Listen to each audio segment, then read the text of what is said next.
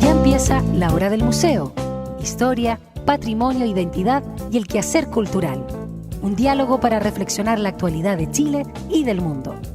La Hora del Museo, el programa del Museo Histórico Nacional, conducido por el periodista Luis Cruz.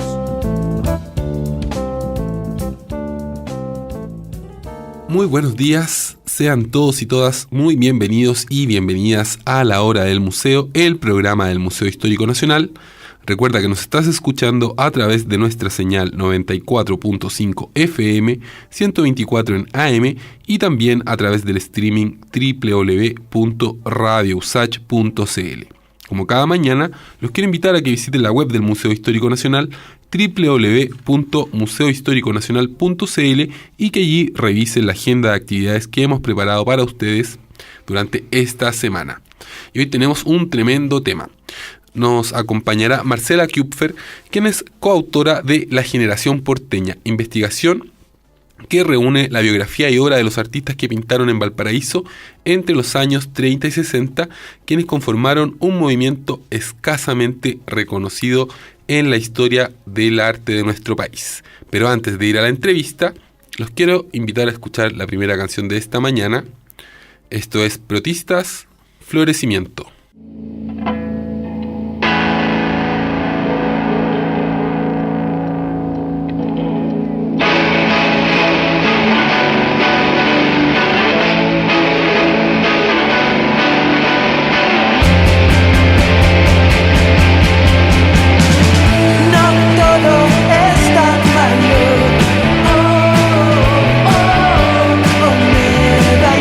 Florecimiento mental.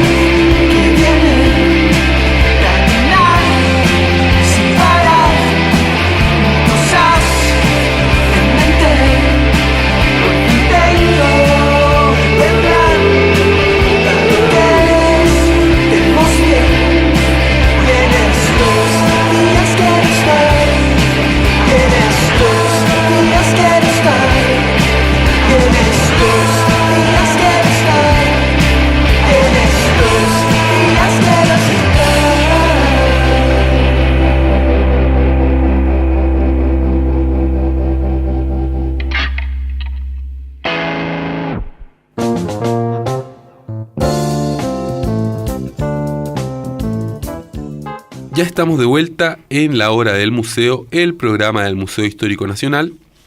Y hoy nos acompaña Marcela Kupfer, quien es una de las autoras de La Generación Porteña. Hola, muy buenos días. Muchas gracias por invitarme nuevamente al programa y un saludo Marcela, a todos los auditores de La Hora del Museo. No hay primera sin segunda, dice el dicho. Y la verdad es que este libro sobre el que vamos a hablar hoy me parece que ameritaba un capítulo entero de La Hora del Museo. Así que el agradecimiento también de nuestra parte, ¿no? Porque hayas aceptado venir a conversar con nosotros durante esta mañana. Marcela, te quería preguntar cómo nace esta investigación. Hay una historia interesante detrás de este libro, yo lo sé. Sí, la verdad es que la historia de este libro, que se llama La Generación Porteña, tiene un antecesor en otro libro, que es una investigación anterior que hice yo con mi coautor, que es Carlos Lastarria, que es crítico de arte, museólogo, fue curador del Museo de Bellas Artes de Valparaíso durante mucho tiempo, y que se remonta unos años antes, como te contaba, a partir de la historia de un pintor chileno, que es un pintor muy desconocido, que, simplificando las cosas, si yo quisiera hacer como una metáfora, podríamos decir que es el Van Gogh chileno. Es el Van Gogh chileno y él se llama Jim Mendoza. Jim Mendoza McRae. Nosotros, como el año 2010, imagino, comenzamos con Carlos Lastarria la investigación acerca de este pintor, que es un pintor que tiene características bien particulares. Por eso le llamamos el Van Gogh, porque de alguna manera compartía ciertos trastornos y ciertos demonios artísticos con el famoso pintor, y algunas otras características, como por ejemplo era un pintor que nunca vendió sus obras en vida, claro, por ejemplo, y que luego de muerto se convirtió en un breve descubrimiento de la pintura. Bueno, Jim Mendoza McRae es un pintor de descendencia mapuche irlandesa. Su padre era mapuche, su madre era irlandesa. Es una mezcla muy curiosa que después, a partir de otras investigaciones posterior a la publicación del libro, logramos determinar que en la zona del carbón, porque este pintor era de Leu, de la octava región, su padre era minero. En la zona del carbón, las familias que eran las dueñas de las minas contrataban muchas institutrices y servidumbre para el hogar, que eran escocesas, irlandesas, mujeres de esa nacionalidad. Probablemente de allí sale este vínculo tan especial, claro, y que se extiende a través de la familia Mendoza McRae. Jim Mendoza es un pintor prácticamente sin estudios, que en algún momento de la historia emigra a Valparaíso y llega a finales de los años 20, presumo. Es una historia que no está muy bien contada, entonces tiene varias luces y sombras en realidad. Y eso fue muy interesante también como parte de la investigación. Llega a Valparaíso y se pone a pintar. Para resumirles un poco la historia de Jim Mendoza, él pinta una gran cantidad de cuadros durante su vida, gana concursos, como por ejemplo el Salón Oficial de la Universidad de Chile, nunca viene a buscar un premio. Camilo Mori, por ejemplo, que conocía su talento y que conocía su obra, hay registros que le llevaba a la casa los premios, le llevaba los galardones, y él claramente padecía un trastorno psiquiátrico más o menos grave que lo llevó a encerrarse cada vez más. Su pintura es muy variada, es muy bonita además. Domina diversas técnicas. Tiene unas obras que parecen muralismo mexicano, tiene unas obras que son impresionistas de pronto, y no hemos podido determinar que haya tenido ningún estudio. Él, cuando llegó a Valparaíso, trabajaba como obrero, como pintor de brocha gorda, de hecho, en el antiguo Hospital de Formes, que es donde está el Congreso Nacional hoy día. Y lo que hemos logrado reconstruir es que los doctores que conocían su talento le regalaron sus primeros pinceles, óleos, pastas para que comenzara a pintar, y tal vez algunos libros de arte, porque sus primeras obras se nota ese aprendizaje. Claro.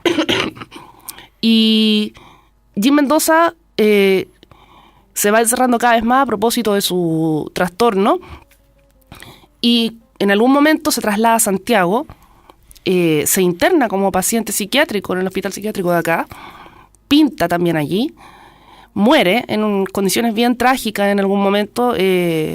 Su esposa muere antes que él. La muerte de Jim Mendoza es bien... Yo la leí en el libro y... Sí, es una historia bien triste porque él se casa con una funcionaria del Hospital de Formes, que es su único cable a tierra.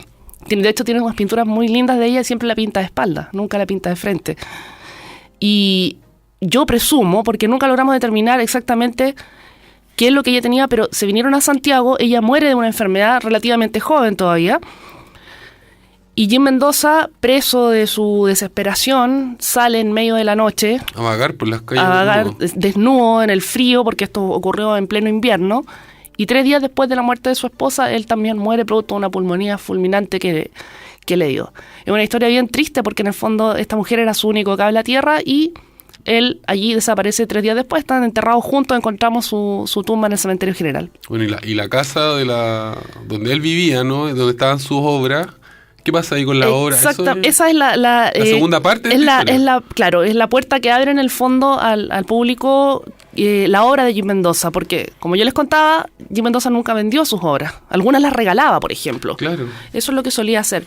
Él pintaba mucho Valparaíso. Se aleja totalmente, ¿no? de esta imagen que nosotros tenemos del pintor, no sé, pensemos en Picasso, en Dalí, como los grandes pintores. Exactamente, como el pintor bohemio. El pintor bohemio que en el fondo vendía sus obras y vivía muy bien a partir de la venta de sus cuadros. Y Jim Mendoza, que es un tipo que uno viendo sus cuadros, yo invito a todos los auditores a que busquen en internet los cuadros de Jim Mendoza. Se van a sorprender porque de verdad el tipo tiene un talento que es impresionante. Exactamente, y él además deja un registro súper importante de Valparaíso entre los años 40, 50, que es un Valparaíso distinto al que vemos hoy día con todas las transformaciones que ha tenido. Y cuando él muere, como tú bien decías, ellos vivían de forma muy modesta en un cité, en una pensión, algo así, en el sector de Independencia. Y cuando Jim Mendoza muere, la dueña del lugar, a la que le debían varios meses de arriendo, encuentra la pieza y dice, esta pieza había, no sé, calculamos nosotros, por lo que hemos logrado registrar, debe haber habido unos 60 o 70 cuadros en ese lugar. Y la dueña publica un aviso económico en la prensa, estoy hablando del año 63, y saca remate esos cuadros, en lo que caigan. Recordemos que Jim Mendoza no era un pintor famoso, ojo, era premiado, pero no era famoso. Solo algunas personas conocían su talento. Entre esas personas, un grupo de 3 coleccionistas de arte que vivían en la Quinta Región, que conocían al pintor, le habían comprado ya cuadros, vienen y compran todos esos cuadros. Organizan una especie de asociación o agrupación de amigos del arte, algo así, y 3 años después de la muerte de Jim Mendoza organizan una gran retrospectiva en el Museo de Bellas Artes, en el Museo Nacional de Bellas Artes. Allí exponen alrededor de 60 y tantos cuadros y nosotros logramos después buscar la recepción de la crítica y de la prensa y es preciosa. ¿Sí? O sea, se preguntan quién era este Jim Mendoza que no conocíamos. Claro. O sea, igual es bonita la historia porque él, de haber sido prácticamente un don nadie, termina exponiendo tras su muerte en el principal museo de arte de Chile y con críticas muy halagosas. El problema es que después de esa exposición los cuadros, vuelven a manos de los coleccionistas y durante años se pierde su rastro. Claro. Porque en las colecciones privadas algunos guardan, otros venden, etcétera. A veces prestan para que hagan las exposiciones. A veces se prestan y nosotros comenzamos a rastrear esta historia porque yo cada vez que me topaba con el nombre de Jim Mendoza siempre encontraba el mismo párrafo en el fondo, repetido una y otra vez, no había más información. Estuvimos casi 3 años recopilando información, logramos rescatar una cantidad importante de sus cuadros, algunos los vimos, otras fotografías. Están en Concepción. De hecho, los que aparecen en este libro, hay algunos que están exactamente. en Concepción. Hay solamente 4 cuadros de Jim Mendoza en museos, 2 en la Pinacoteca de Concepción, que son los 2 más lindos, por cierto, y ojalá le recomiendo a toda la gente que si va a Concepción los vea. Uno del Patipelados Grande, que es un cuadro grande de 2 metros de alto, y el otro del pintor de Brocha Gorda, que es un retrato en el fondo del mismo. Y en el Museo de Bellas Artes de Valparaíso, en el Museo Auriza, hay expuestos 2 de sus cuadros. Son los únicos 2 lugares donde uno podría ver verlos en vivo y en directo, ¿no? Claro. En Valparaíso hay una versión de la Feria de la Avenida Argentina y otra de los Patipelados Chicos, que son unos obreros que trabajaban. Esa es la historia básica que da origen a este libro, La Generación Porteña. ¿Por qué? Porque Jim Mendoza pertenecía a un grupo de pintores que vivieron en Valparaíso entre los años 30 y 60 y que compartieron varias características. Una vida un poco difícil, algunos inmigrantes, la pobreza también los marcó mucho, claro. Pintores relativamente jóvenes, que nunca lograron insertarse, digamos, en Santiago. O sea, padecían mucho el tema del provincianismo de la época, que pintaron además Valparaíso como tema principal. El mar, los cerros, los barrios, la ciudad, siempre. Y que además tenían una característica que es bien importante resaltar en común. Todos o casi todos, o de alguna forma, estuvieron ligados a la figura de Celia Castro. Eso, ¿quién era Celia Castro? Porque tiene por ahí un lazo bien... Tiene un lazo... sorprendí harto cuando... Yo también me sorprendí cuando lo comencé a encontrar. Celia Castro es considerada la primera pintora profesional chilena porque ella estudió pintura en París en comienzos del siglo XX. Celia Castro es la abuela de Salvador Allende. Ustedes saben que Salvador Allende es de familia porteña. Y ella era su abuela. La abuela del Chicho. La abuela del Chicho, correctamente. Y cuando Celia Castro regresa en los años 20 a Valparaíso con su estudio de pintura, etcétera, ella de alguna manera acoge a estos pintores en un taller, pintores pobres, pintores jóvenes, y comienza a transmitirles parte de sus conocimientos. En ese grupo de pintores había varios que trabajaron simultáneamente en Valparaíso y que conforman este concepto de la generación porteña, que más adelante les voy a contar de dónde viene además el nombre. Ya que empezamos a hablar de la abuela de Salvador Allende, hay algo que uno leyendo el libro se da cuenta, y es que esta generación de alguna forma coincide con un renacimiento o un reflorecimiento de la cultura en Valparaíso, ¿no? Se habla un poco de eso del libro. Exactamente, porque... pensamos que en Valparaíso había tenido un movimiento cultural, obviamente, durante fines del siglo XIX, con la inmigración, el Valparaíso como puerto principal. Bueno, Valparaíso siempre ha sido una de las ciudades más cosmopolitas de nuestro país. Pero también recordemos que a partir del año 20 comienza una decadencia de la ciudad muy grande. O sea, toda esta ciudad cosmopolita que se vivió... pega fuerte la crisis durante 1900 y la apertura del Canal de Panamá también, que hace bajar inmediatamente el tránsito de naves por el puerto, lleva también a la ciudad a caer una especie de decaimiento. Pero a partir de los años 40 comienza un florecimiento súper interesante sobre el tema del arte en particular. Se funda el Museo de Bellas Artes, que era una salita primero. O sea, nosotros hoy día conocemos el Museo de Bellas Artes, está en el Palacio de Aurizo, un edificio precioso, pero antes era una salita que había en la calle Condel. Comienzan a haber varios salones. Pensemos que en Santiago estaban los principales salones de artes visuales en Chile, que eran los salones de la Universidad de Chile. Pero comienza a haber varios salones donde los pintores comienzan a exponer y a competir y a concursar con sus obras.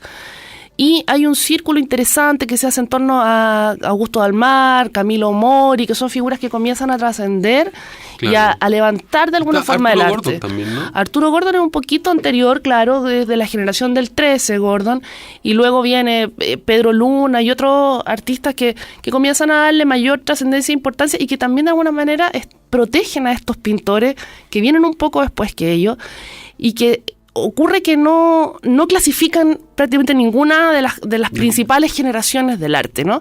Pero estos antecesores, Camilo Mori particularmente lo vuelvo a citar porque los conocía muy bien.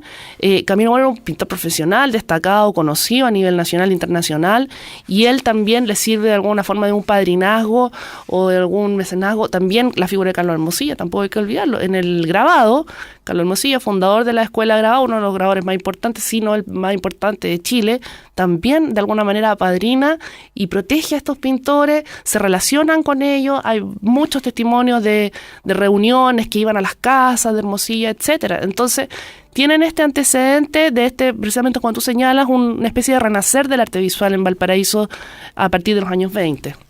Claro.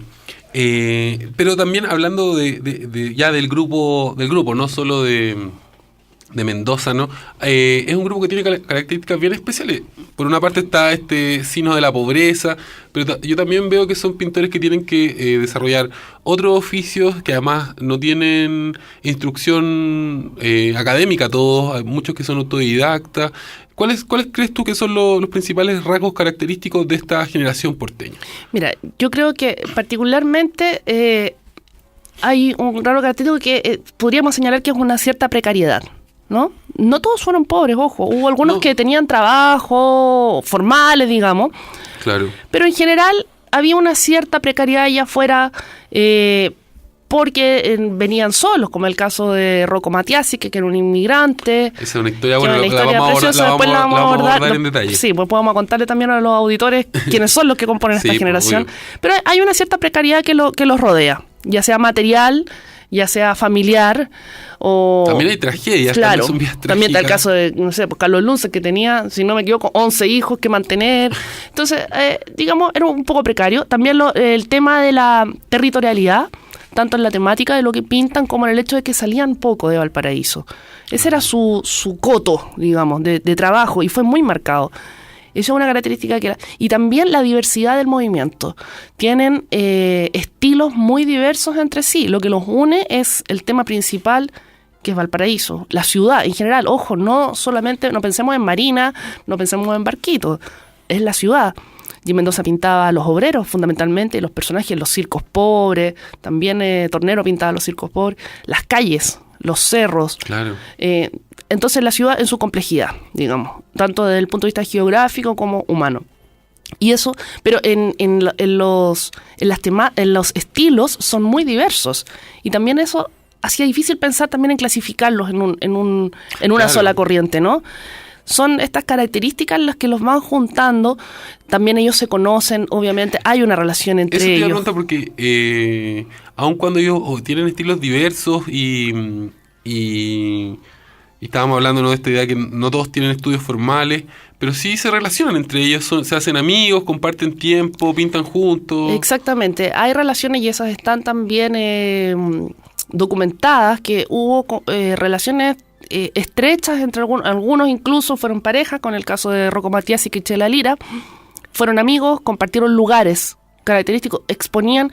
En Valparaíso no había muchas salas, o sea, estaba solamente el Museo de Bellas Artes, pero había antiguos negocios que eran especies de almacenes donde se vendían, por ejemplo, antigüedades, que también oficiaban Operaban como de salas de exposición. salas de exposición. Entonces exponían en esos mismos lugares.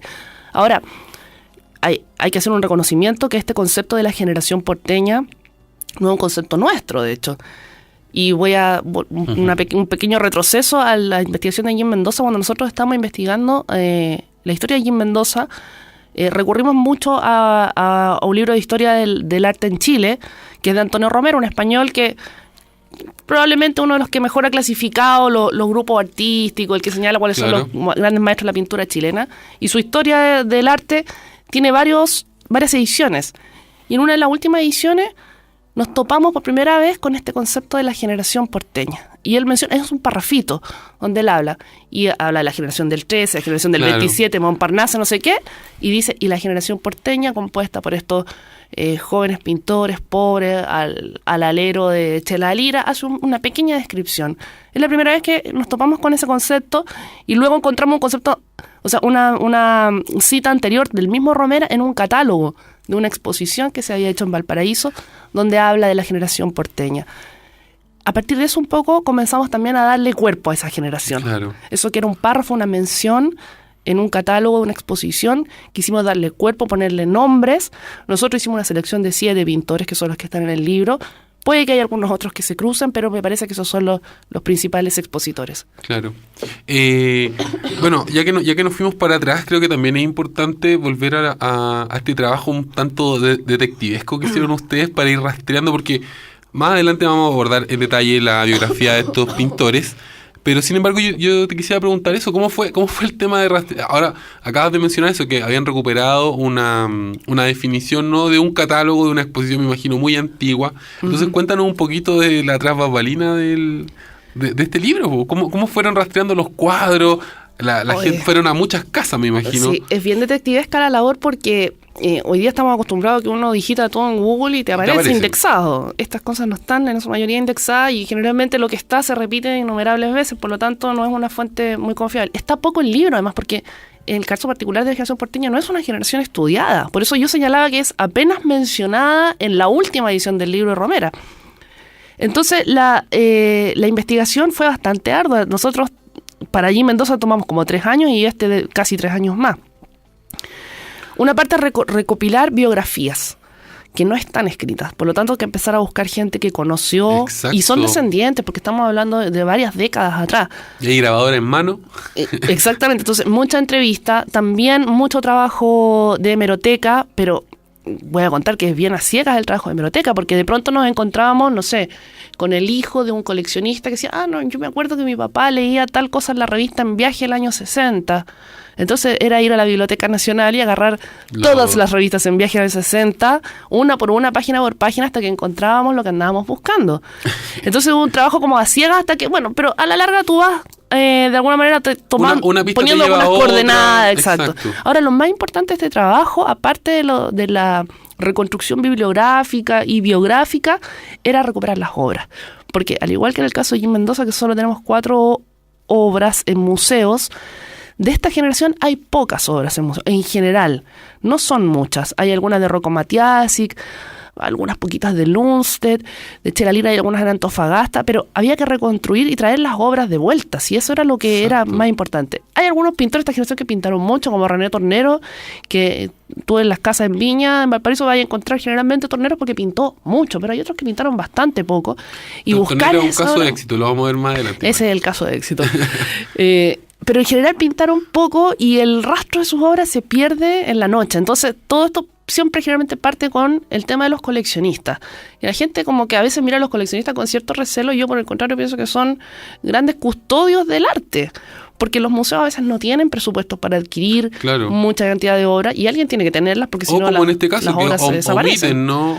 Una generación o omiten de por una razón muy... u otra, y a veces cuando tú tienes un presupuesto escaso, como comprarás la que es más conocida y no la... en fin, los coleccionistas han hecho un trabajo custodio de tener estas obras. El problema es que esas obras están en una colección privada, no están al acceso del público. Aunque en muchos, la casa de alguien. Exactamente, y muchos de ellos, si bien tienen una excelente voluntad y prestan generalmente para las exposiciones, se depende un poco de eso. Entonces, conseguimos una gran red de coleccionistas, debo decirlo, con muy buena voluntad, nos abrieron sus casas y nos mostraron tesoros que tenían muy ¿La mayoría bonitos. de estas obras están en Valparaíso y Viña? No, ¿o? De esta generación casi todas en Santiago. ¿En serio? Sí, la mayoría en Santiago las encontramos acá. Wow, yo pensé que estaba todo como en la quinta región. No, incluso voy a decir que hay un gran coleccionista de la quinta región que donó casi todas sus obras al Instituto Cultural Las Condes, donde se pueden ver, porque tiene la mejor colección de pintura chilena, y muchas de estas obras están allí. Ya. Entonces...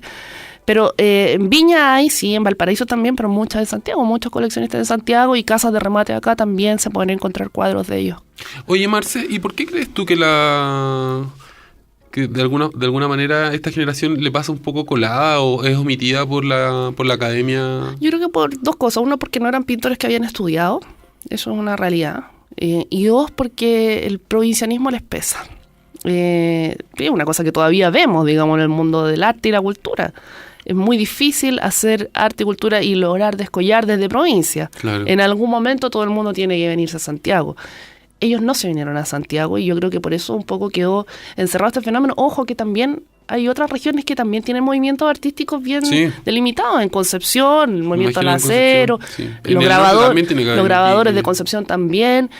Sobre todo en una época en que no tenían las comunicaciones que tenemos ahora, por cierto. Entonces, el hecho de que ellos se mantuvieron trabajando donde vivían y no salieron de ahí, yo creo que fue un gran factor para que no se sentaran a la mesa de la fama, si quisiéramos decirlo. Y también yo creo un poco, hay que decirlo, el origen de ellos, que era un origen más humilde. El caso de Jim Mendoza, como te decía, obrero, probablemente no creo que ni siquiera haya terminado su estudio secundario. Carlos Lundstedt pintaba letreros como para vivir.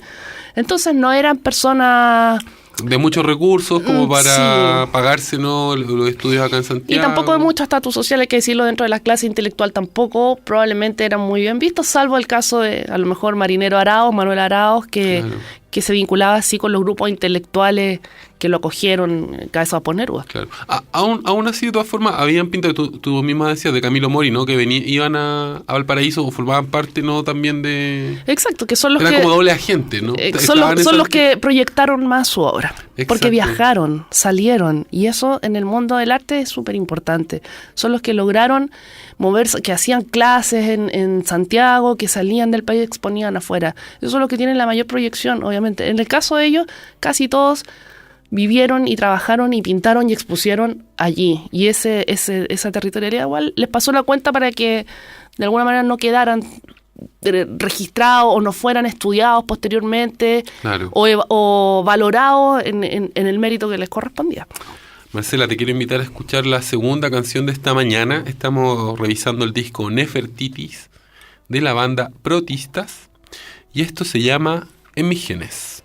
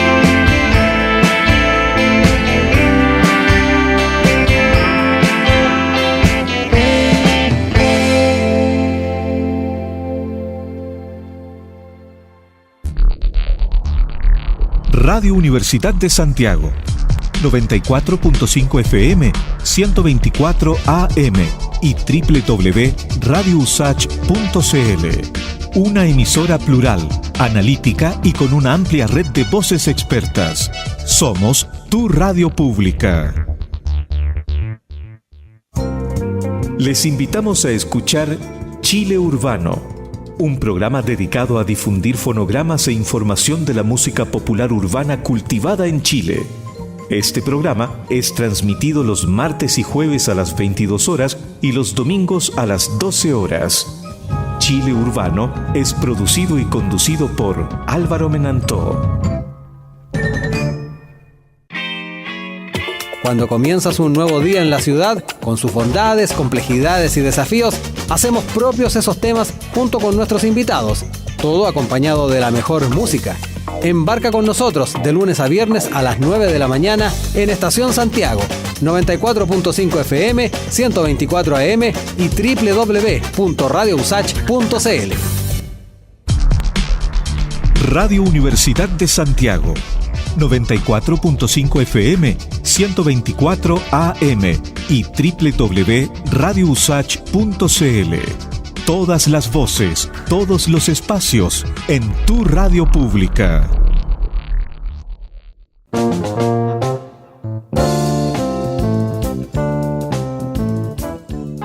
Ya estamos de vuelta en la hora del museo. Hoy nos acompaña Marcela Küpfer, quien es autora de La Generación Porteña, libro que rescata una generación de pintores de la que hemos estado hablando durante esta mañana, pintores de características bien especiales y que es poco conocida. La verdad es que el libro es un aporte porque uno se da cuenta de que hay mucho talento y que injustamente ha sido omitida, ¿no?, por la historia oficial del arte, por decirlo de alguna manera.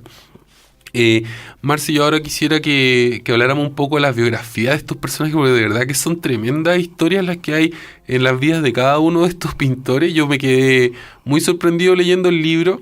Bueno, recomiendo desde ya, ¿no?, que compren el libro, que lo consigan en librerías o que vayan a la biblioteca. ¿Dónde se puede comprar este libro, Marcela? Estas librerías, también están los ejemplares en la biblioteca, por supuesto, y además los pueden encargar directamente a la editorial @narrativa.aparte.com y hacemos despachos a todo el país.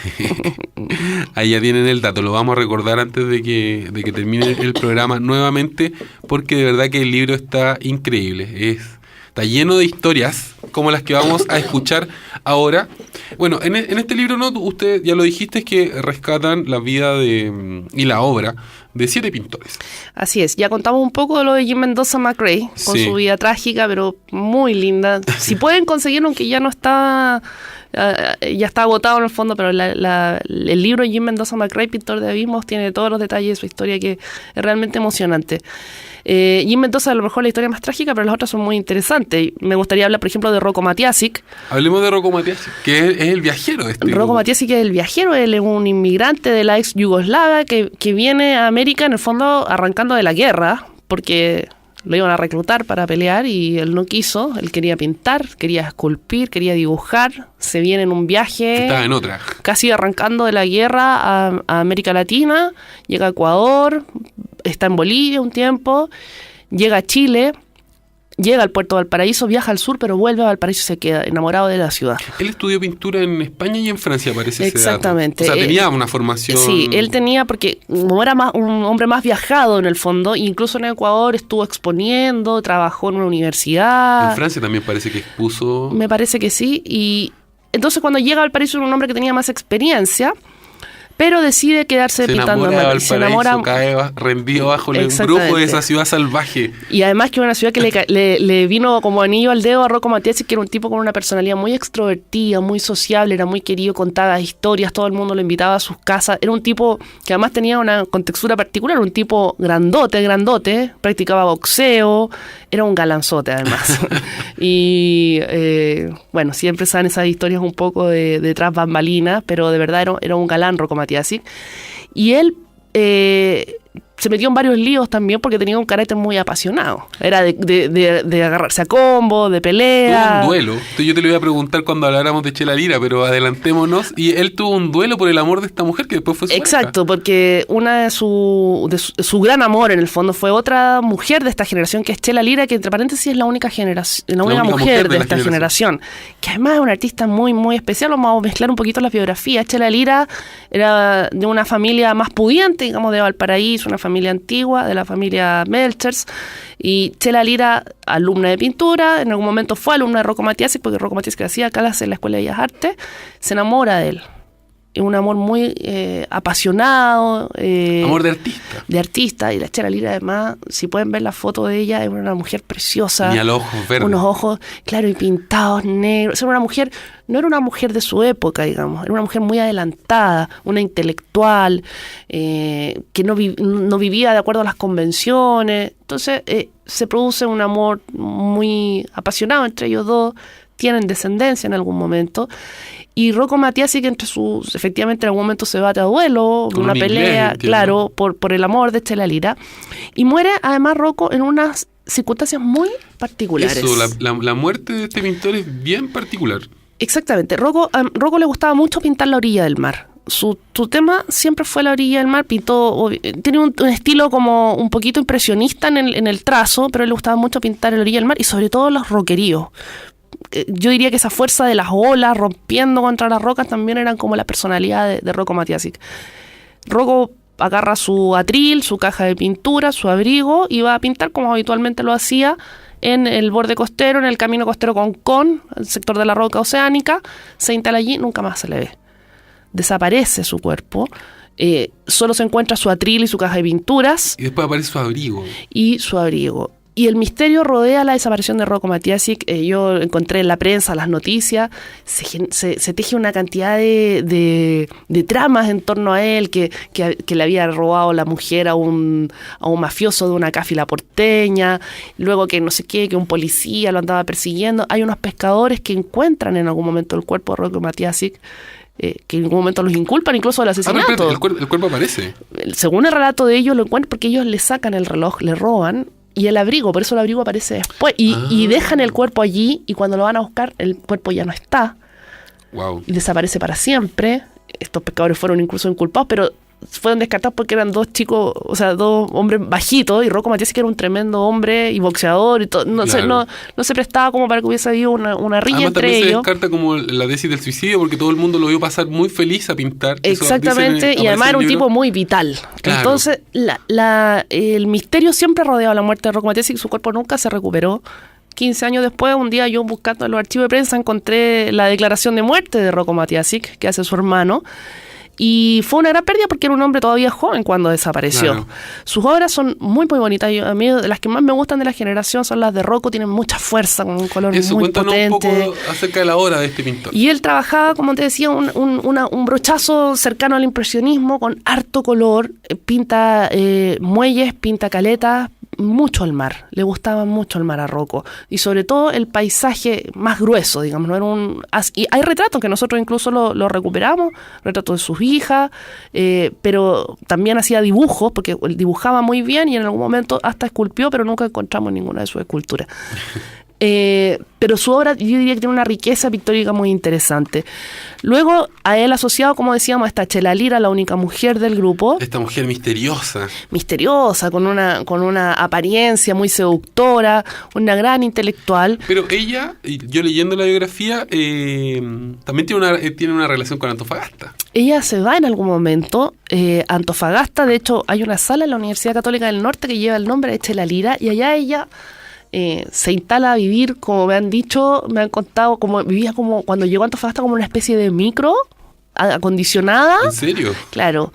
Y era una mujer, por eso te digo, bien especial. No era una mujer muy convencional. En Antofagasta tuvo un círculo de intelectuales, arquitectos. El poeta Saavedra, por ejemplo, era de sus amigos, creo que lo pintó incluso. Y allá cambia totalmente su paleta de pintura por el paisaje del norte. Claro. A ella le impresionaba el color del norte. De alguna forma le pone el gorro a Valparaíso. Totalmente, porque a ella le impresiona el café del norte. Eso era una cosa que no podía creer. Y además ella se dedica a enseñar a los niños. Y esa es como su vertiente posterior, es la docencia y la pintura de niños. Trabaja mucho con niños hasta su muerte, porque ella se quedó allá.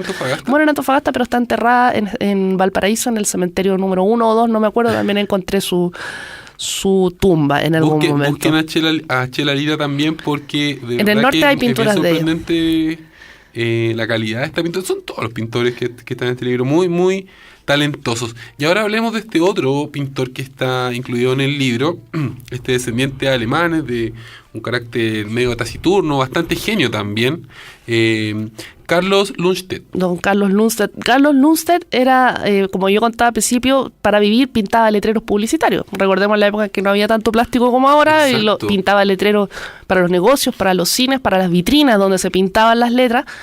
Trabajaba de sol a sol porque tenía una familia muy grande. Él se casó muy pequeño, tuvo 11 hijos y tenía que mantener a su familia.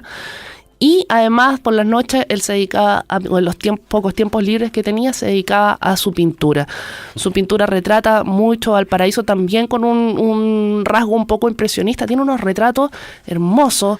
Sí, acá yo lo estoy viendo. Hay un cuadro que se llama Doris y Lilian, búsquenlo en Google. Es hermoso, son sus hijas. De sus hijas, sí, es increíble. Y este pintor, claro, él tenía, creo que es Camilo Mori el que dice que pasaba tan ocupado que no podía salir nunca a pintar, era como... Exacto, y era un tipo bien taciturno, hay descripciones que andaba con su abrigo roído por el tiempo, porque efectivamente vivía en una situación muy precaria, conversaba cuando se encontraba con la gente en las vitrinas, en las salas de exposiciones, y pinta, yo diría más asociado a la generación del 13, de pronto un poco... tiene una especie de un expresionismo, de repente sus cuadros, sus colores son más oscuros, digamos, menos vivaces, pero muy potentes, con mucha fuerza interior. Y Lundstedt muere relativamente joven también, muy solo. Nadie se entera de la muerte de Carlos Lundstedt. Es una tristeza, o sea, se enteran después que ya estaba enterrado, wow, digamos. Entonces muere en un cierto anonimato bien triste, yo creo que para la vida que él tuvo. A él se le muere uno de sus hijos y ahí cae como en esta crisis de la que no remonta. Efectivamente, él muere en unas condiciones bien desoladas y su obra afortunadamente ha subsistido porque muchos coleccionistas conocían su trabajo y uno puede encontrar cuadros de Carlos Lundstedt todavía que son muy valorados, por cierto. Exacto. Pasemos al siguiente pintor. Hablemos del caso de éxito de este grupo, ¿no? Para que no hablemos solo de historias tristes y de pintores y de vidas trágicas. Hablemos de René Tornero. ¿Quién era René Tornero? René Tornero... ¿O de cuál era su familia?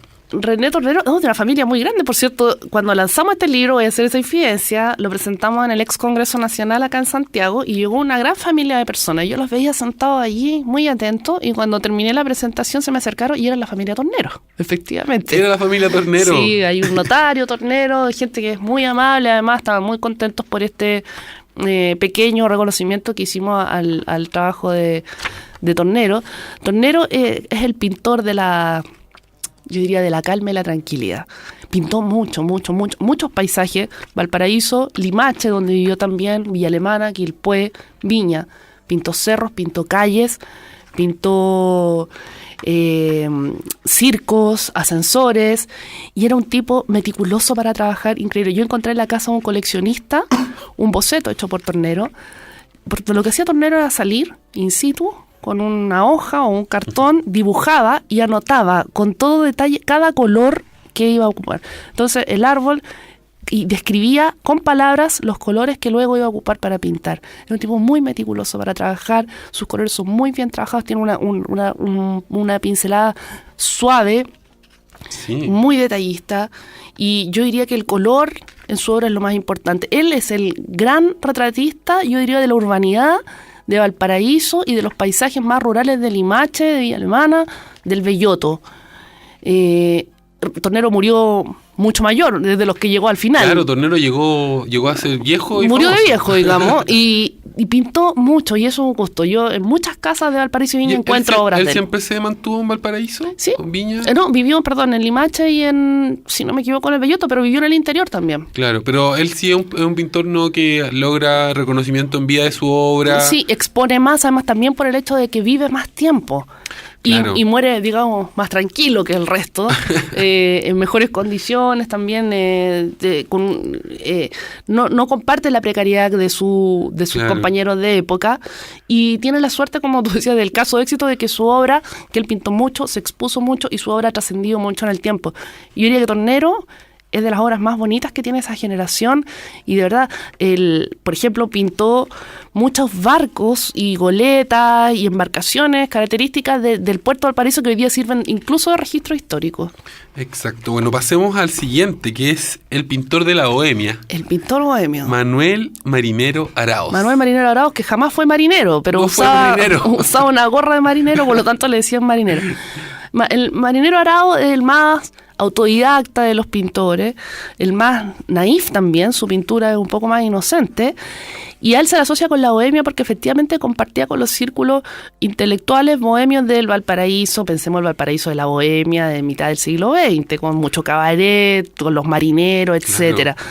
Se le vincula, e incluso en una de sus obras aparece sentado en una mesa él, Marinero Araoz, el poeta Saavedra, Pablo Neruda, quien le compraba habitualmente los cuadros, y otra persona más en una típica tertulia de bar de Valparaíso de mediados del siglo XX. Marinero Araoz era un pintor más naif, pintaba conventillos, pintaba prostíbulos, pintaba bares, pintaba la vida nocturna y vendía generalmente sus cuadros en los bares, lo cual nos hizo muy difícil la tarea de encontrar sus obras.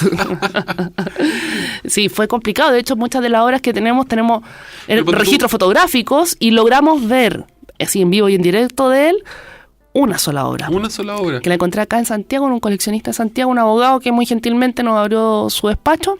¿Y en la Fundación Neruda, ponte tú? No sé, no he encontrado allí. Yo te digo de lo que he encontrado, es eso.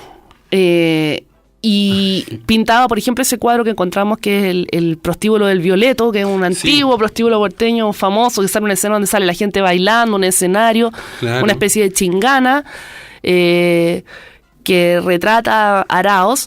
Yo creo que ese cuadro, junto con la tertulia, donde aparece Neruda Saavedra, son los cuadros más típicos y más encantadores, además de Araoz, que, como te digo, no es un pintor a lo mejor de tanto talento artístico. No, en comparación a los otros monstruos que hemos visto. Pero tiene el valor eso de retratar la vida nocturna y la vida más popular también de Valparaíso, los conventillos. Tiene una pintura muy bonita, un conventillo del Cerro Barón, donde él vivía. Exacto, eso es interesante, como Manuel Araoz va adentrándose en este rasgo característico del puerto, que es la vía bohemia. Y fue el que menos conseguimos información biográfica también. Nunca supimos dónde murió ni cómo. No tuvo descendencia. El más elusivo de los pintores que logramos registrar en este libro. ¿Y René Quevedo? René Quevedo es un tipo que yo diría que la particularidad que tiene este artista es que fue el más vanguardista del grupo. Quevedo pintó distintos estilos y los últimos estilos de sus obras tiene una pintura geométrica, más abstracta, casi cubista en algunas imágenes. Entonces, en él se nota la influencia de pintores claramente exacto, más europeos y él busca una experimentación. O sea, él lo que hace, por ejemplo, es deconstruir el paisaje. Él pinta la orilla del puerto, pinta los ascensores, pero por ejemplo con una pintura geométrica que hace casi irreconocible lo que es muy reconocible de Valparaíso, los cerros, los ascensores, y él los transforma. Entonces él es el más, yo diría, el más osado dentro del grupo. Claro. Sí, él utiliza códigos, no sé, uno ve estas pinturas y piensa, no sé, en Klee o Mondrian. No sé. Yo creo que él también murió mucho más viejo, murió también de una enfermedad. Tiene una cosa un poco triste que veo porque unos críticos de arte, entre ellos Carlos Lastarria, mi coautor, en algún momento deciden hacer una gran retrospectiva de Quevedo, en los años 80, si no me equivoco, cuando muere, o los 90, no me recuerdo en este momento la muerte, pero deciden hacerlo, van a visitar a su casa, vivía en Villa Alemana, y quedan de acuerdo para hacer una gran retrospectiva, pero Quevedo fallece antes de hacer la exposición. Se habían conseguido muchos cuadros, él además hizo ilustración, Quevedo, hay muchos dibujos de él, y la gente de Villa Alemana se recuerda, él vivía y le regalaba mucho de sus vecinos. Yo he encontrado muchas tarjetas, por ejemplo, tarjetas de Navidad dibujadas a mano por él, salud. Entonces, hay mucha gente que tiene en sus obras porque regalaba mucho eso. Le gustaba muchísimo dibujar. Y creo yo que le pone a esta generación, como te digo, el modernismo un poco, claro, el atrevimiento, la osadez de experimentar en estilos diversos. Y también muere mucho mayor pintando, por lo tanto también tiene, y también ojo, Quevedo hizo grabado. De estos pintores muy poco hicieron grabado. Jim Mendoza algo poco por la influencia de Carlos Hermosilla, pero que veo sí era un gran grabador también. Marce, se nos está acabando el tiempo. Se me ocurre inmediatamente invitarte por un próximo capítulo a hablar solo de Jim Mendoza. De verdad que yo creo, cuando lo reediten el libro, hagamos un capítulo especial. Voy a tener que reeditarlo porque de hecho voy a contar que hace poquitos días me llegó una foto de una obra de Jim Mendoza que no tenía. ¿En serio? Nueva. Entonces ya desde el libro ahora tengo al menos 10 imágenes más que no tenía, así que parece que voy a tener que reeditarlo. Hagamos un programa dedicado a Jim Mendoza, el genio olvidado, porque de verdad se lo merece. Es una gran historia. Este hombre. Bueno, ha sido un placer estar contigo en esta mañana, conversando acerca de este libro Generación Porteña. Si los auditores lo quieren conseguir, lo pueden encargar al... ¿Tuviste el mail? Sí, el correo es editorial@narrativa.aparte.cl. Así que enviamos los libros a distintas partes del país y también pueden visitar nuestra página. Pongan ahí la Generación Porteña en Google y van a salir varias imágenes del libro para que vayan un poco conociendo la historia de estos 7 pintores. También les tengo que decir que la edición está súper bella, es una edición en papel cuché, a la altura, ¿no?, de los cuadros que están no incluidos acá de los autores, así que es un muy buen libro, se los súper recomiendo. Y los voy a dejar con la última canción de esta mañana. Esto es Protistas, yo soy Luis Cruz y nos despedimos con Ojos Favoritos.